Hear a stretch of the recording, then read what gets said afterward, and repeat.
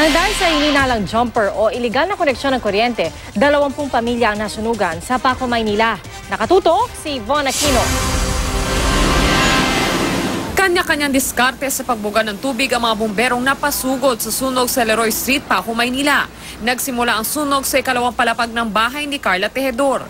Ayon sa kanya, ang 6 na taong gulang niyang anak at 5 taong gulang na pamangkin ang nasa bahay na magkasunog. Buti na lang mabilis na nakalabas sa mga bata. Kandila raw ang gamit nilang ilaw noon pero inamin din ni Tejedor na gumagamit sila ng jumper ng kuryente. Nawala lang po kami ng ilaw. Kaya nga, Jumper. Ha? Jumper po kami. Kandila ba yung pinagsimulan talaga ng apoy? Opo. Gumagamit sila ng jumper. Pwede din yun na maging dahilan ng sunog kasi nakita naman natin yung structure nila made of light materials. Nasugatan sa kamay ang fire volunteer na si Roberto Socorro habang tumutulong sa pag-apula sa sunog. Nahiwa lang konti. Bali tumalsik lang yung salamin. Pagbasag namin ng salamin doon sa may pinto.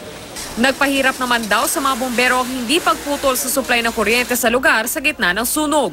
Yung mga kasama po natin is talagang medyo nakukuryente po sila. Ayon sa Meralco, dapat itinawag sa kanila ang tungkol sa insidente para naputol nila pansamantala ang power line sa lugar. Sa kabuuan, 20 pamilya ang nasunugan, 50,000 piso ang halaga ng pinsala.